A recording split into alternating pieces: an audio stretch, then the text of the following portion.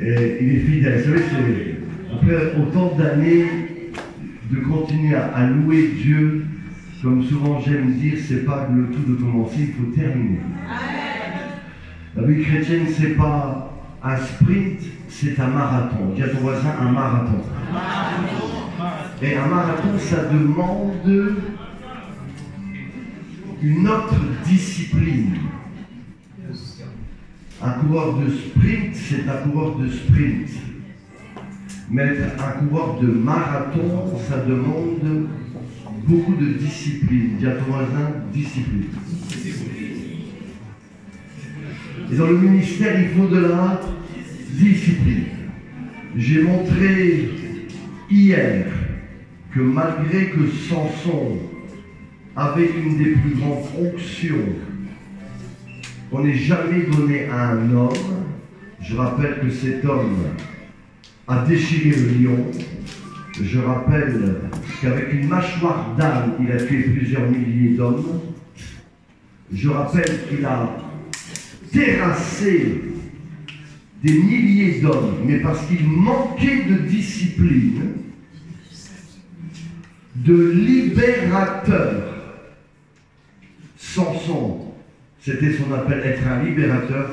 Il est devenu un esclave. Il a tourné autour du meule, les yeux crevés, comme retourner 40 ans dans le désert, et c'est malheureusement le cas de beaucoup de chrétiens qui, parce qu'ils n'ont pas obéi, tournent la meule. Mais heureusement, j'ai dit hier que, gloire à Dieu, ses cheveux ont repoussé. Et je déclare que tes cheveux repoussent. Je vous dire amen. Mais parce qu'il n'avait pas de discipline, son ministère est tombé. Je bénis Dieu pour l'homme de Dieu qui a parlé tout à l'heure. On vous a parlé de la distraction, qui était un des éléments clés que l'ennemi utilise pour bloquer ton ministère, ou freiner ton ministère, ou ralentir ton ministère, ou carrément briser ton ministère.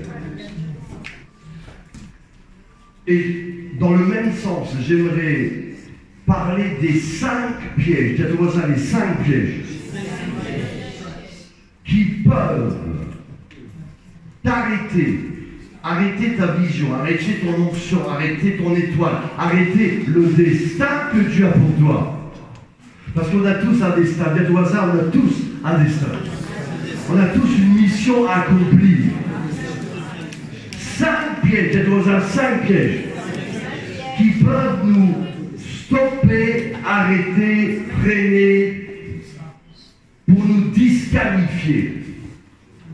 Je rappelle qu'on est tous appelés dans la course, mais qu'un seul remporte le prix. Je rappelle qu'il faut courir de manière à remporter le prix. Dis à ton voisin, il faut courir de manière à remporter le prix. Premier piège, la séduction. Dis à ton voisin, la séduction. Deuxième piège, la distraction. On en a parlé. Troisième piège, la manipulation. Dis à ton voisin, manipulation. Quatrième piège, intimidation. Dis intimidation. Cinquième piège, la confusion. Dis à ton voisin, la confusion. D'abord, Dieu n'est pas un Dieu de confusion, mais il est un Dieu d'ordre. Est-ce que vous dites amen? La séduction. Alors qu'on marche avec Dieu, alors qu'on fait tout pour courir sur, n'est-ce pas, le chemin que Dieu a tracé pour ta vie, pour ton ministère, pour tes affaires. Le diable, déjà dans le jardin d'Éden, au travers du serpent, a commencé à séduire. C'est vrai que les hommes vont être contents lorsque je vais dire ça, que la Bible déclare à Timothée 2, ce n'est pas Adam qui a été séduit, mais c'est la femme qui séduit, qui s'est rendue coupable. Moi, je pensais que les hommes, vous allaient dire Amen, mais bon, c'est pas grave. Amen. Dis à ton voisin, attention à la séduction. La séduction, mes amis, rentre.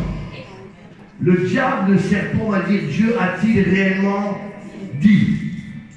Il veut mettre en doute ton appel. Il veut mettre en doute ce que Dieu a dit pour votre ministère. Votre ministère. Est-ce que Dieu vraiment vous a appelé pour Paris, pour Valence, pour la Bretagne, pour Denain? Il dit, est-ce que Dieu, vous savez, Jésus, lorsqu'il a été tenté, il a dit, il est écrit. Il est écrit.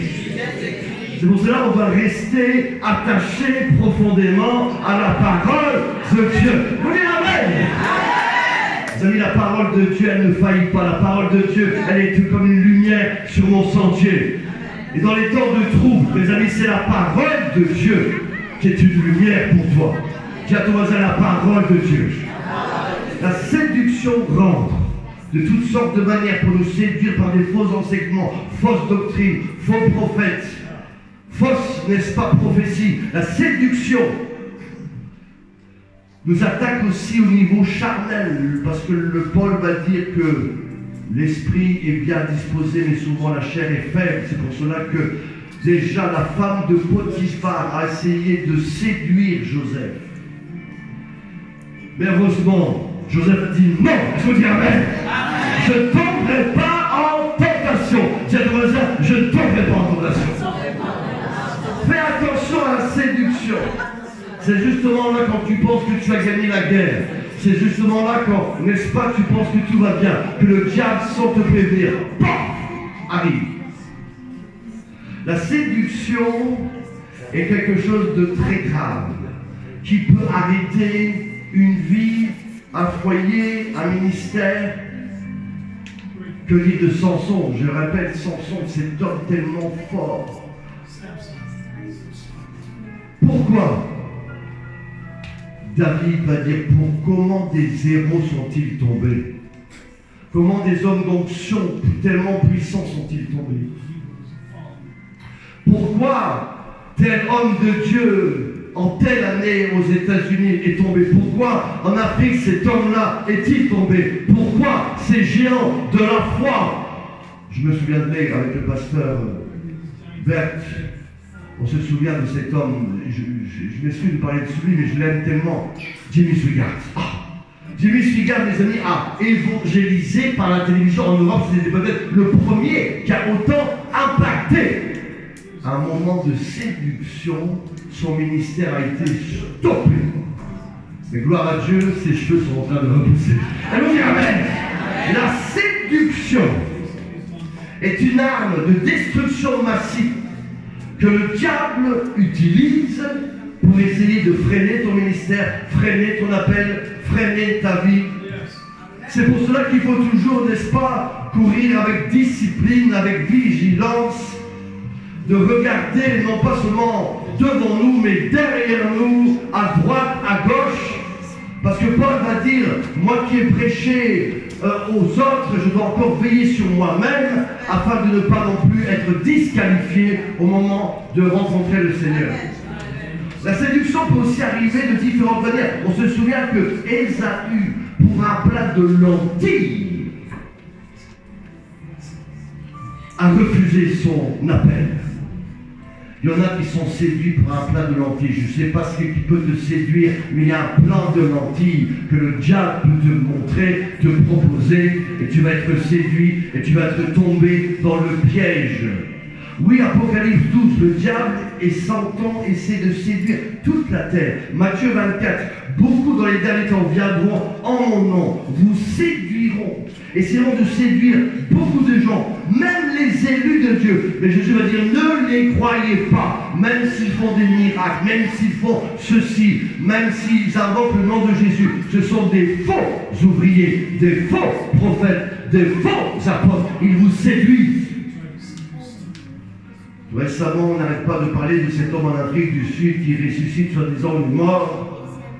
Et tout à coup, on apprend par différents médias que cette résurrection de mort, c'est un faux.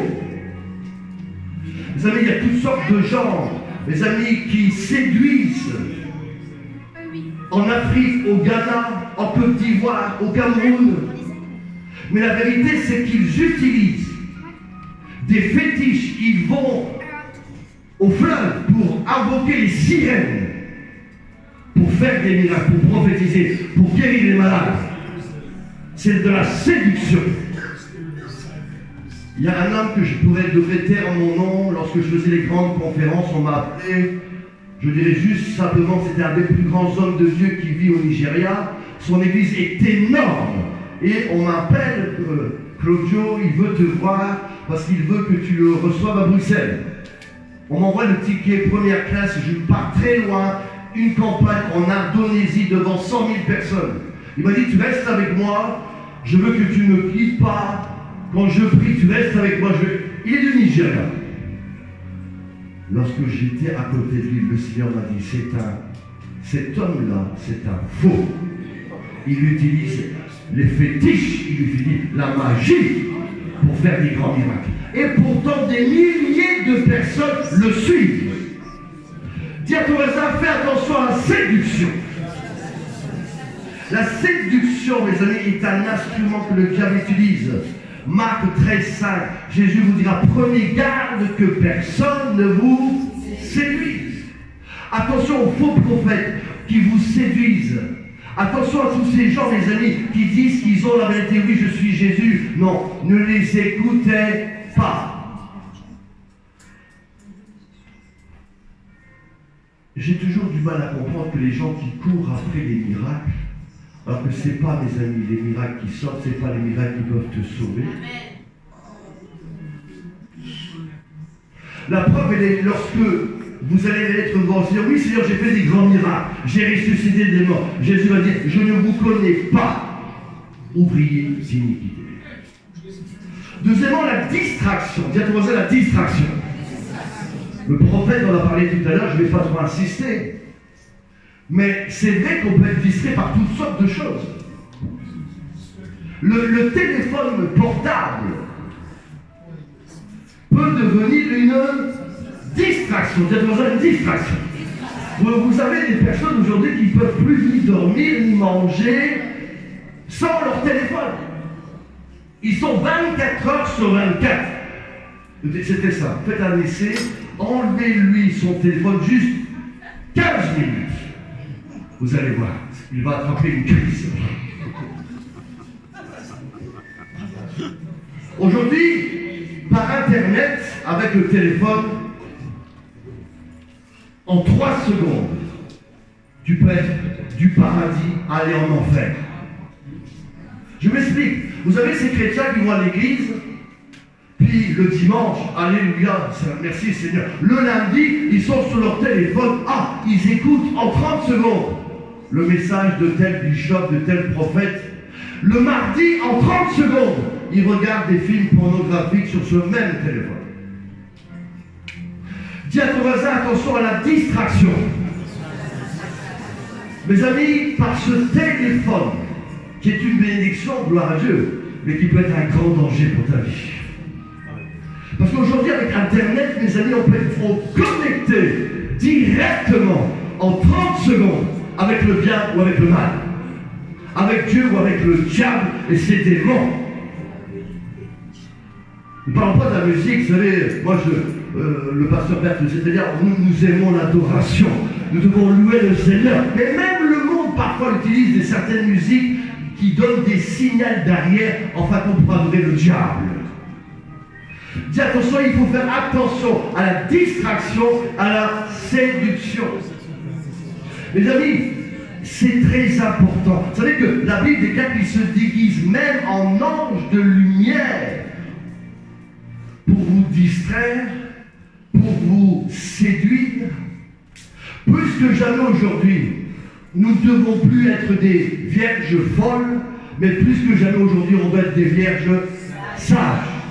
Plus que jamais aujourd'hui, on doit avoir de l'huile dans notre lampe. Dis à ton voisin, de l'huile dans ma lampe. Plus que jamais aujourd'hui, tu dois avoir l'huile et la parole, l'onction et la parole. Parce que sinon, mes amis, si tu vas aller droit en enfer, il y a tellement de pièges, il y a tellement de pièges. La séduction, la distraction, ce sont deux armes de destruction massive que le diable utilise pour t'arrêter, te stopper. Je vais être très court, je ne veux pas être long. Troisièmement, la manipulation. Dis-toi ça, la manipulation. Mais vous allez dire, oui, les bishops, dans l'œuvre de Dieu, nous les chrétiens, on manipule personne.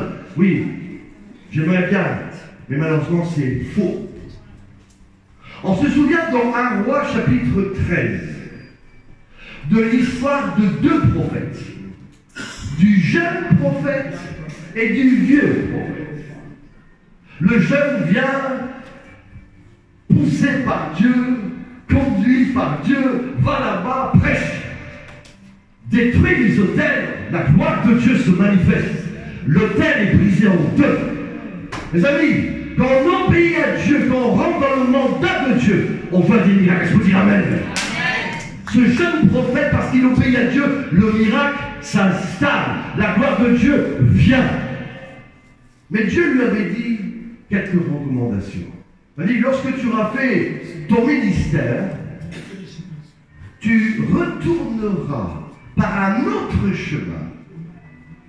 Mais surtout, ne t'arrête pas et surtout ne va pas manger chez quelqu'un. Rentre directement, viens-toi directement à la maison. Va vous remercier, Seigneur, prie, dis merci, Seigneur, j'ai été un instrument inutile. Merci parce que tu m'as utilisé dans la vie. J'ai vu ta gloire. Oh, merci, Seigneur. C'est tout. Non, cet homme va être manipulé. Viens voir ça, la manipulation.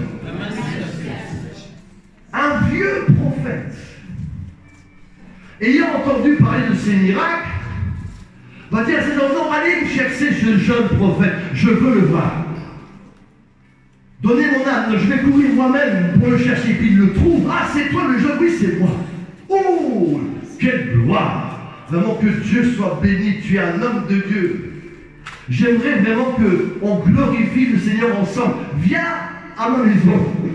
Viens manger un morceau avec moi pour remercier le Seigneur. On va partager le pain, le vin, la communion fraternelle pour glorifier. Mes amis, quand Dieu te dit quelque chose, même si quelqu'un, même de Dieu te dit de faire, n'écoute pas. Dis ton voisin, n'écoute pas. Le jeune prophète, pensant pour plaire au vieux prophète, soi-disant par respect, soi-disant par humilité, a écouté le vieux prophète. Il rentre dans la maison et commence à manger. Au moment où il mange, l'onction de Dieu va sur le vieux prophète. Elle lui dit, tu as désobéi à Dieu. Parce que tu n'as pas écouté ma parole, aujourd'hui, tu vas mourir. Mes amis, combien de gens, parce qu'ils n'ont pas écouté la parole de Dieu, parce qu'ils ont désobéi à Dieu, parce qu'ils ont été manipulés, trompés, par soi-disant un frère, soi-disant un pasteur, soi-disant un prophète, soi-disant un bon mari. Combien de personnes, au lieu d'écouter Dieu, ont écouté des soi-disant paroles de Dieu? Oui, Dieu m'a dit que tu dois. Non, Dieu t'a rien dit du tout, donc tais-toi. Oui, Dieu m'a dit que je dois me marier avec telle personne. Tais-toi! Dis-toi, ça fait attention à la manipulation. Ce jeune prophète, parce qu'il s'est laissé manipuler, rendez-vous compte, va perdre sa foi, va perdre son appel, va perdre sa propre vie. Effectivement, lorsqu'il repartait, la Bible déclare qu'un lion est venu le tuer. Parfois on entend, mais pourquoi cet homme tombe? Pourquoi cet homme de Dieu vient de mourir? Il y a plusieurs années, tout le monde le sait, mon nom est même passé dans les journaux en France, j'ai prophétisé qu'un homme de Dieu allait s'écraser avec son avion privé. 3 jours après, l'avion privé s'est écrasé. Il faut faire attention, il faut faire attention. Le jeune prophète est mort parce qu'il a goûté un vieux prophète, rendez-vous compte. En fin de compte, il ne s'agit pas de vieux ou de jeune. Il ne s'agit pas de combien d'années tu es dans le ministère. j'ai compris au travers de cette expérience tragique que ce n'est pas le nombre d'années qui fait que tu marches vraiment avec Dieu, c'est est-ce que tu marches avec Dieu tous les jours? Est-ce que tu es toujours en train de marcher avec Dieu? C'est ça qui fait la différence. Ce jeune homme est mort trop tôt. Combien de jeunes prophètes, combien d'hommes de Dieu meurent trop tôt?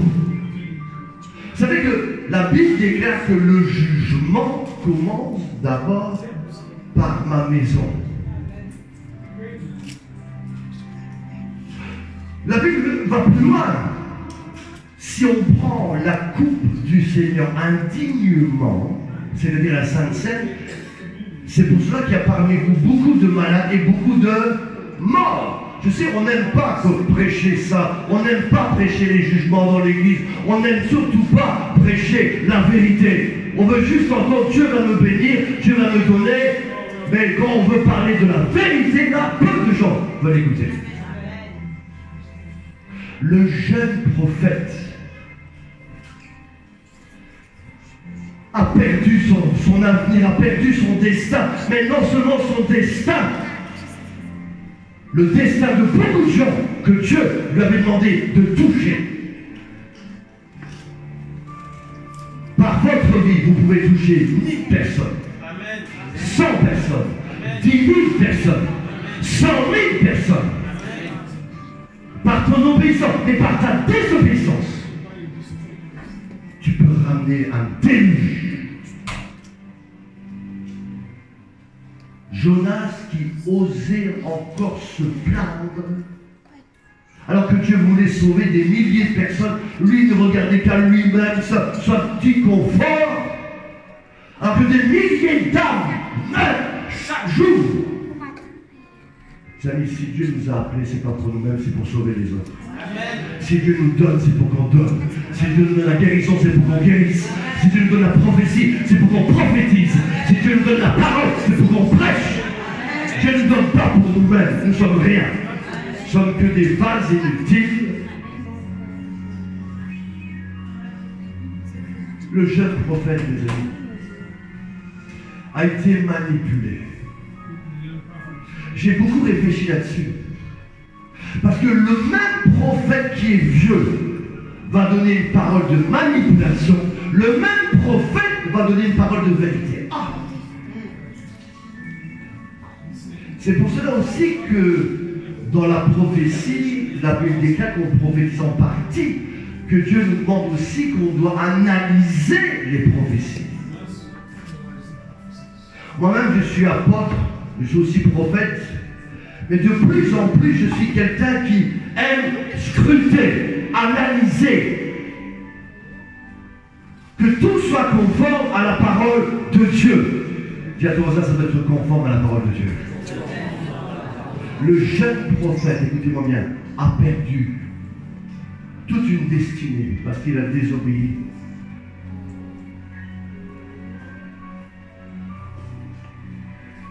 Je n'ai pas le temps d'enseigner là-dessus. Quand l'homme de Dieu a appris qu'il était mort, il est venu. Vous aviez un âme qui ne bougeait pas. Vous aviez le corps du jeune prophète étendu. Personne ne l'avait déchiré. Il n'était pas mangé, il était mort. Juste. Et vous aviez quoi? Le lion qui ne bougeait pas. Incroyable. Il y a beaucoup de choses que je pourrais vous dire sur le lion, l'homme de Dieu mort et l'âme. C'est tout un sujet de prédication. Personne ne bougeait. Ceux qui aiment faire la peinture, être artiste peintre, ça puisse vous inspirer. L'homme de Dieu, le lion et l'âne. Attention à la manipulation. On se souvient de Balaam et Balak. Oui, Balak va donner de l'argent à Balaam pour qu'il maudisse Israël. Ah. Attendez, d'abord ici on parle d'un prophète qui recevait des choses de Dieu. Donc on peut être un vrai prophète de Dieu, mais être manipulé à cause de l'argent. On va servir le diable. Pourtant on a des dons de Dieu mais on est manipulé, on va manipuler les autres dans l'erreur pour de l'argent. Rendez-vous compte. Quel scandale! C'est pour ça que Jésus, lorsqu'il va venir dans le temple, il va renverser les tables, les voleurs, les marchands. Il va dire, ma maison est une maison de prière. Balaam va essayer. Mais Dieu va dire, on ne peut pas maudire ce qui est béni. Heureusement. Il n'est pas arrivé par ces malédictions. Mais si vous lisez la Bible, il est arrivé autrement. Ne voyant qu'il ne savait pas maudire Israël, qu'est-ce qu'il a fait? Il a manipulé Israël en disant, mais allez vers les filles étrangères, allez adorer leur Dieu, leur faux Dieu. Balaam, voyant qu'il ne pouvait pas maudire Israël. Vous savez que si on reste sur notre état de chrétien, d'ambassadeur, le diable ne peut pas nous toucher. Et vous dites amen. Et si tu sors de ton identité, si tu sors de ton appel, là tu ouvres une porte et le diable peut te toucher. Israël sort de sa position. Il se met en danger. Et donc là, il va vers les femmes étrangères, pas seulement les femmes, les dieux étrangers. Et en fin de compte, Israël commence à adorer les Baals, les Astartés. Et Balaam finit par réussir son plan. Voyez-vous, lorsque le diable n'arrive pas par une porte, il va essayer une autre porte jusqu'au moment où vous allez tomber. Il va tout faire pour vous manipuler. Oh mon Dieu, dis à tous vos affaires, fais attention à la manipulation. Dis-lui.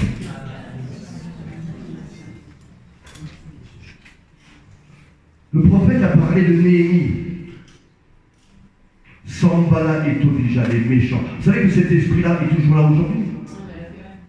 Lorsque vous travaillez pour Dieu, il va tout faire pour vous manipuler. La vérité, c'est que Sanballat et Tobija disent à Néhémie, Néhémie, viens, on veut t'inviter sur le village à Ono, sur la montagne là-bas. On veut parler de paix. On veut signer l'accord de paix. Vous savez comment, comme les Palestiniens, on va faire un traité de paix à Washington, donc ça c'est un piège. Mais le diable voulait quoi? Écoutez-moi bien, soyez très attentifs. Si Néhémie avait accepté, il quittait donc Jérusalem pour partir pendant plusieurs semaines pour aller sur le visage de Ono. Donc, il n'était plus à Jérusalem, il n'était plus là pour faire l'œuvre de Dieu. Il a été manipulé pour aller dans un autre endroit où le diable attendait un piège. Vous savez, si vous n'êtes pas au bon endroit, vous êtes en danger. Le diable va essayer de te manipuler. Parce que quand tu n'es pas quelque part, tu n'es pas au bon endroit pour faire les choses. Comme le diable va t'attraper. Il te manipule. Oui.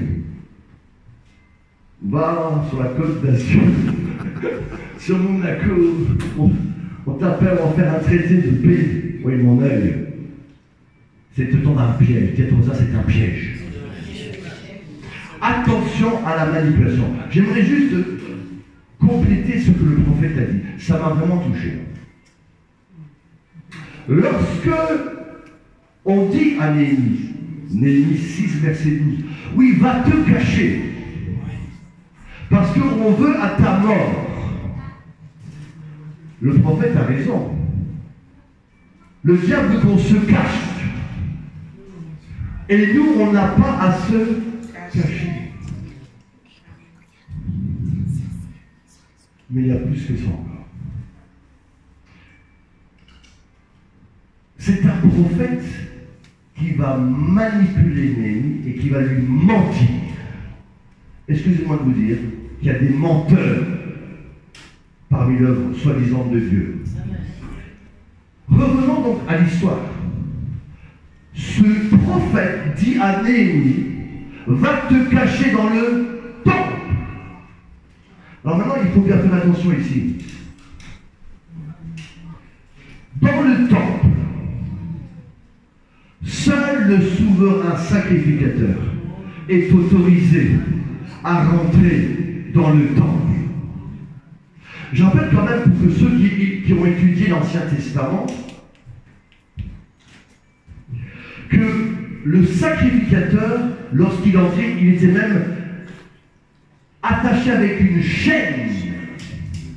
Parce que si le sacrificateur n'obéissait pas à Dieu, il pouvait mourir dans le temple.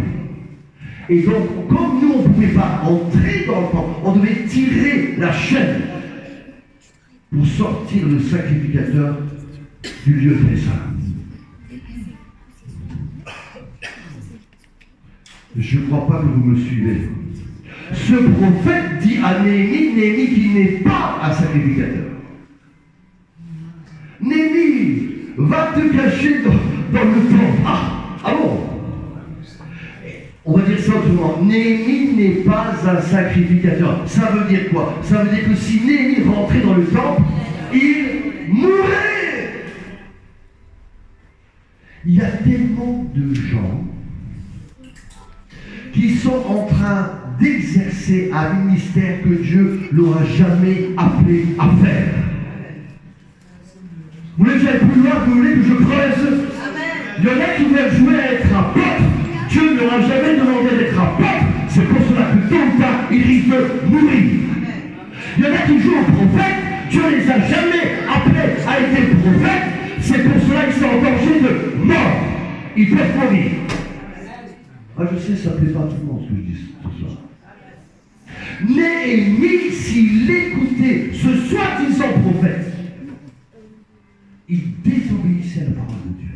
Il désobéissait aux instructions que... Mes amis, quand on marche dans l'œuvre de Dieu, et d'ailleurs, plus Dieu nous donne, plus on est redevable. Plus Dieu nous donne d'onction, plus il faut faire attention. Dieu avait dit à Samson, tu es un Nazaréen, tu es un homme de Dieu. Personne ne devra te toucher. On ne pourra pas toucher tes cheveux. Tu ne pourras pas t'approcher d'un mort, ni d'un cadavre. Samson a déjà commencé à désobéir lorsqu'il a touché le cadavre du lion. Il ne pouvait pas le toucher. Dieu lui avait dit, ne touche pas à ce qui est mort. Combien de gens jouent dans l'église? Combien de soi-disant pasteurs, prophètes s'amusent avec Dieu? Mes amis, heureusement que Dieu est encore patient, parce que sinon il y aurait beaucoup de morts dans les églises. Amen. Il ne faut pas dire Amen. Heureusement, Dieu est encore, est un Dieu de grâce. Donc, il nous donne encore de la patience, de l'attente. Mais attention, le temps est limité. À un moment donné, Dieu va dire stop maintenant. Ma patience est terminée, la récréation est terminée. Vous savez que Dieu donne parfois du temps à des serviteurs. Et on ne peut pas se comparer les uns les autres. Alors, je peux faire une erreur, ou mon ami, le pasteur pourrait faire, je ne sais pas, mais je pourrais faire une erreur. Peut-être que Dieu va me donner moins de temps qu'au pasteur, je ne sais pas. On ne peut pas se comparer. C'est très compliqué quand Dieu peut laisser des mois à quelqu'un, 3-4 années à quelqu'un, on ne sait pas. Quand Pierre va dire, mais Jean, qu'est-ce qui va lui arriver? Jésus va lui dire, écoute-toi, occupe-toi de toi. Jean, c'est Jean, toi, Pierre, tu es Pierre. Mais tout ce que j'aimerais vous dire, faites attention à la manipulation. Trop de gens, mes amis, désobéissent à Dieu, se mettent en danger de mort. Rendez-vous compte, Néhémie, s'il rentrait dans le temple, il tombait mort. C'est le plus grand piège. Il va dire plus loin dans ce texte, mais je reconnus que cet homme n'était pas envoyé par Dieu. Il était appelé pour mentir et me faire tomber dans un piège. C'est pour cela que je dis qu'il y a des menteurs dans l'Église. Il y a des menteurs parmi certains d'entre eux. Pour cela, faites très attention à la séduction, à la distraction, à la manipulation. Oui, Sanballat et Tobija lui avaient donc donné de l'argent pour prophétiser du mensonge sur moi. Oh.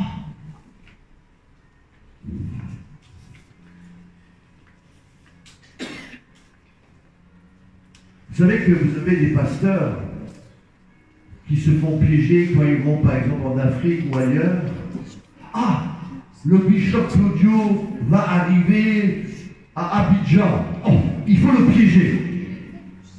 Donc vous avez des pasteurs, ah, on va donner 10 000 euros par exemple à cette jeune prostituée. Allez, on va vous donner le numéro de la chambre du bishop Claudio. 10 000 euros si tu arrives à séduire. Il y a toutes sortes de pièges. Faites attention aux pièges.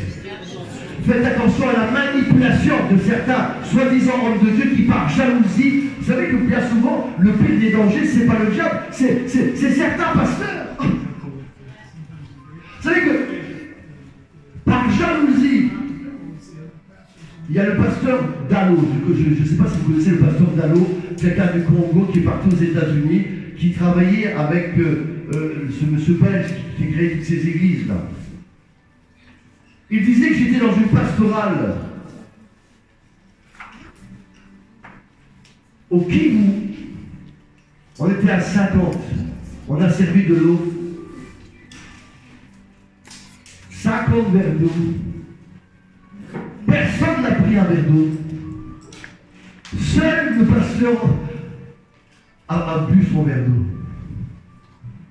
Et tous les autres pasteurs lui ont dit: mais tu n'as pas peur d'être empoisonné?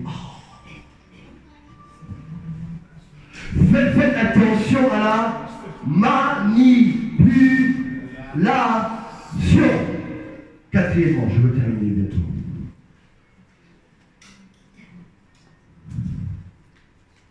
Bientôt, faites attention à l'intimidation. Goliath pendant 40 jours, a fait peur à tout Israël. Oui, je suis méchant, je suis fort. Tout le monde avait peur, tout le monde était intimidé par Goliath. Qu'est-ce qui t'intimide aujourd'hui? Élie, malgré c'était un homme de Dieu puissant, il tue les prophètes, il fait des miracles. Une femme arrive, aujourd'hui je vais te tuer. Il a été intimidé, il a pris peur, il est parti, il a dit: Dieu, donne-moi la mort. Par l'intimidation. Alors qu'il faut rester là. Non, au nom de Jésus, je suis un serviteur de Dieu. C'est toi qui vas mourir demain. Au nom de Jésus, David est arrivé. Il a dit: stop à l'intimidation. Je suis un serviteur de Dieu. Et c'est l'Éternel que tu as insulté. C'est pour cela que demain, je te couperai la tête. Je vous dis Amen. Ne tombe pas devant l'intimidation. Les 10 espions, mes amis, sont tombés, ils ont été intimidés dans le pays promis. Seul Josué et Caleb ont dit: non, nous prendrons ce pays. Je veux dire Amen. L'intimidation va te faire peur. Et tu ne vas pas rentrer dans ta destinée. L'intimidation est très grave. Et c'est très grave, mes amis. Ça nous casse, ça nous bloque, ça nous paralyse. Combien de personnes, parce qu'elles ont été intimidées, ne sont pas rentrées dans leur destinée?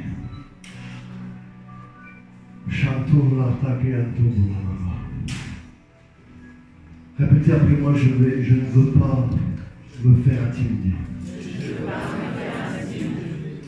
Par quoi que ce soit. Je vais combattre le bon combat de la foi. Je vais terrasser les Goliaths. Ouvrir dans les rouges, que les murs de Jéricho tombent au nom de Jésus.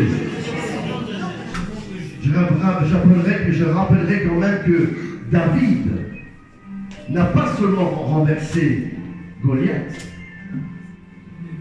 Vous savez, le nombre de personnes qui renversent les forteresses mais qui ne font pas le travail à fond, où elles soient, disons, dans la délivrance, oui, les démons sont partis, mais si tu n'as pas attaqué la racine du problème, les démons ils sont partis, vont revenir encore plus nombreux.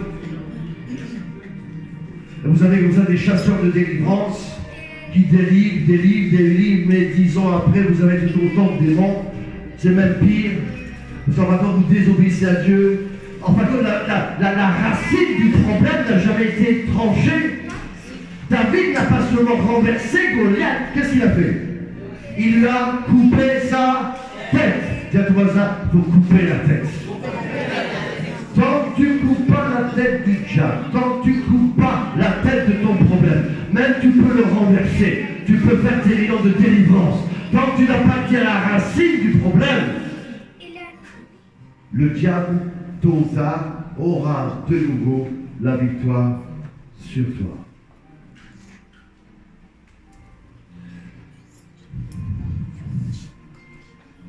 Attention, ne sois pas intimidé par quoi que ce soit.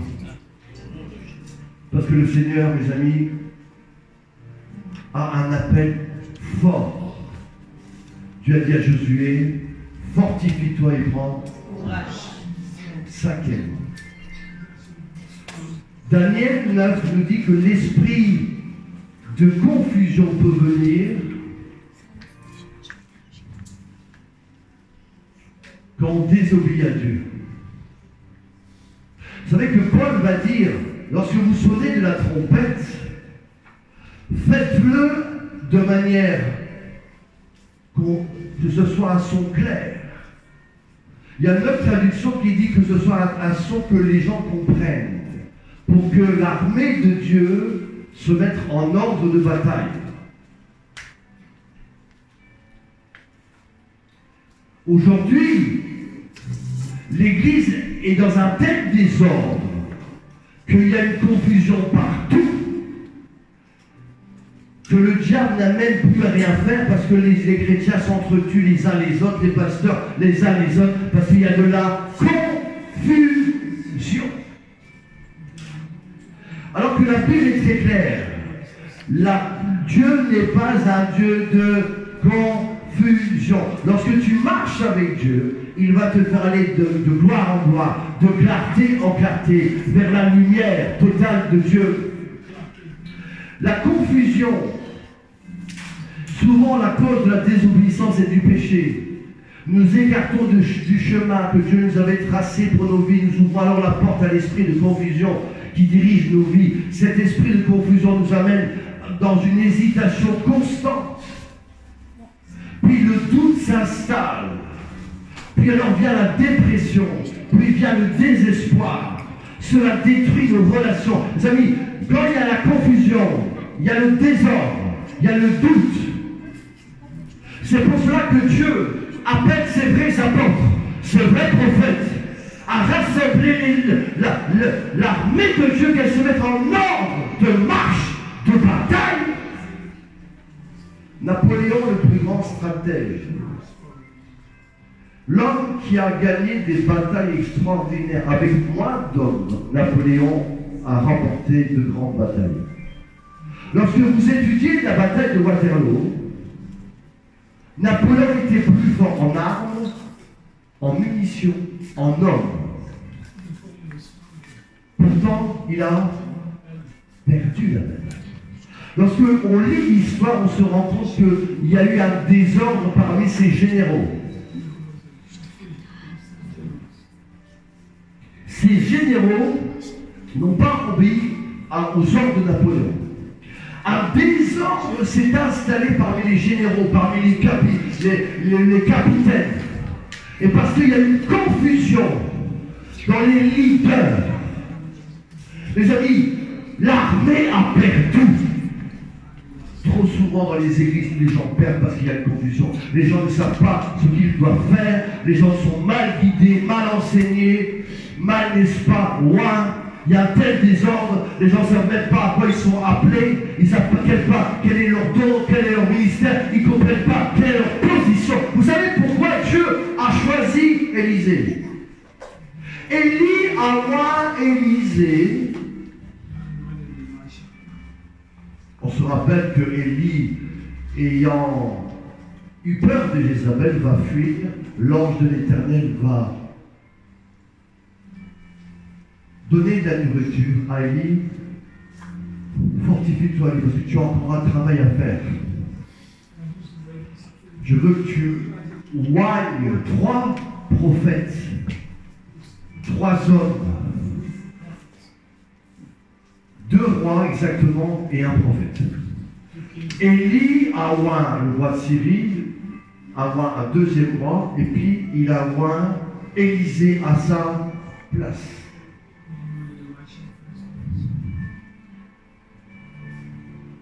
Et ce que Jéhu ne pourra pas faire, l'autre pourra le faire. Ce que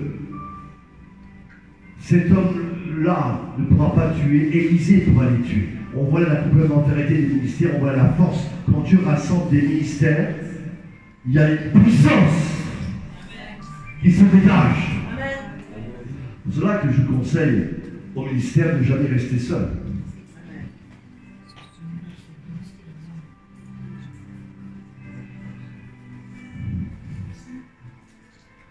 Élisée a été oint par Élie parce que Élisée travaillait déjà sur le champ.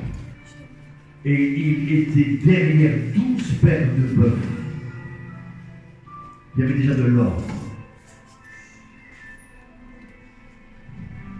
Il avait déjà une vision claire. Ce n'était pas un bœuf avec une girafe, un crocodile avec un serpent. Élisée avait déjà de l'ordre dans sa tête. Il avait déjà un homme apostolique et prophétique. Il était aligné selon la volonté de Dieu. Aujourd'hui, il y a tellement de gens qui sont dans un désordre total. Ils ne savent même pas ce que Dieu veut pour leur vie. Ils ne savent même pas à quoi Dieu les appelle. Il n'y a pas d'alignement apostolique. Il n'y a pas d'alignement prophétique. C'est pour cela qu'il y a un tel désordre. Je vais bientôt terminer. On peut être des prophètes, mais ce n'est pas parce qu'on est tous des prophètes que ça veut dire que chaque prophète peut faire ce qu'il veut. Non. Vous avez des prophètes sur une église, des prophètes sur une région, des prophètes sur un pays, sur un continent. On doit respecter. Dans les prophètes, il y a différentes sortes de prophètes. On se souvient de Marie qui critiquait Moïse. Oui, Moïse, nous aussi on peut prophétiser.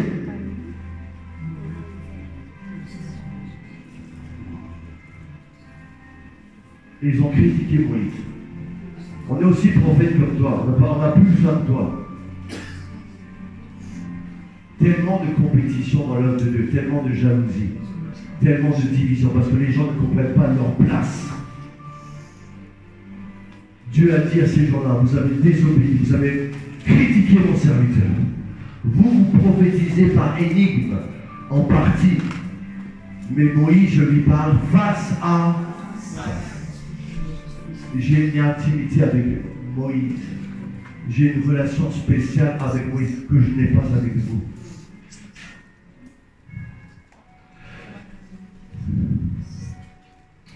Corinthiens 14:33. Dieu n'est pas un Dieu de confusion ni de désordre.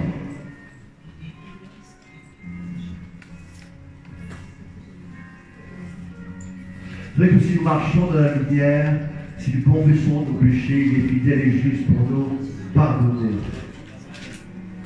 Je prie que Dieu, on va bientôt prier maintenant, nous aide à ne pas tomber dans les 5 pièges qui peuvent bloquer ta vie, qui peuvent arrêter ton ministère, qui peuvent stopper, n'est-ce pas? J'aimerais les rappeler la séduction, la distraction, la manipulation, l'intimidation et la confusion. Trop de gens sont confus. Oui, pasteur, avec qui je vais me marier? Je ne sais pas quoi faire. Qu'est-ce que je vais faire? Ça, c'est la confusion. L'esprit de confusion envahit le monde, envahit les églises. C'est très dangereux. Au nom de Jésus, que toute confusion parte. Est-ce que vous dites Amen? Que la lumière de Dieu vienne. Amen. Que la parole prophétique de Dieu vienne. Vous avez faute de connaissance, mon peuple périt. En hébreu, c'est faute d'une révélation de ce que Dieu est, faute d'une révélation de ce que Dieu veut que tu sois en lui, faute de compréhension de quelle est notre tâche, quelle est notre fonction, quel est notre ministère, quel est notre appel, on est proche de mourir. Parce qu'on ne marche pas dans la peine de Dieu. C'est la confusion, c'est un piège que le diable tend partout. Oui, Bishop, je veux être comme toi, mais chacun est appelé, mes amis, à des fonctions. Et on doit comprendre sa tâche et son rôle. Vous savez quoi? Il y a quelqu'un, mes amis, qui m'a béni puissamment, c'est Jonathan. Lorsque Saül meurt, logiquement, celui qui devait devenir roi, c'était son fils. Jonathan, par logique, devait être le roi. Mais Jonathan avait déjà une onction de la révélation de ce que Dieu veut.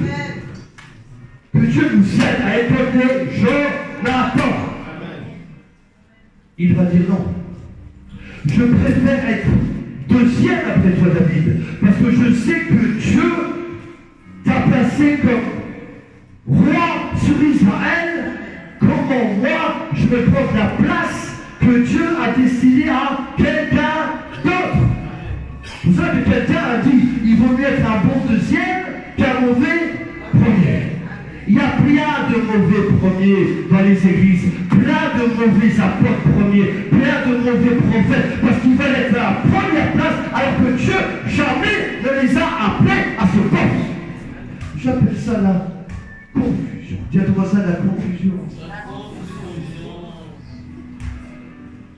Que Dieu nous aide à ne pas tomber dans ces pièges terribles qui cassent la parole, qui cassent l'onction. Mon peuple périt parce qu'il est dans la confusion. Mon peuple périt parce qu'il manque de discipline. Il est dans la distraction. Il est dans la manipulation. Il est dans la séduction. Il est dans l'intimidation. Il est dans la confusion. Que ce qu'on vient apostolique nous aide, je vous amène à comprendre notre poste, notre tâche, notre fonction. J'aimerais juste vous dire deux exemples encore. Je pense que je l'avais dit hier, mais je vais répéter ce soir, je vois qu'il y a plusieurs. C'est vrai que notre manteau peut évoluer. Philippe, il a commencé comme diacre en acte 6. En acte 8, il est évangéliste. Et en acte 21, il est pasteur et apôtre. Paul, voulant partir à Rome, s'arrêta dans la maison de Philippe, l'un des 7. Il avait 4 filles vierges qui prophétisaient. Tous les commentaires disent qu'il était pasteur et apôtre. Il avait plusieurs groupes de maisons, plusieurs églises. Enfin donc, Dieu avait déjà destiné à ce que Philippe soit un apôtre, mais pour devenir un apôtre, il devait être d'abord fidèle dans les premières choses, parce que dans le ministère, il n'y a pas d'ascenseur, il faut prendre des escaliers, étape après étape, marche après marche.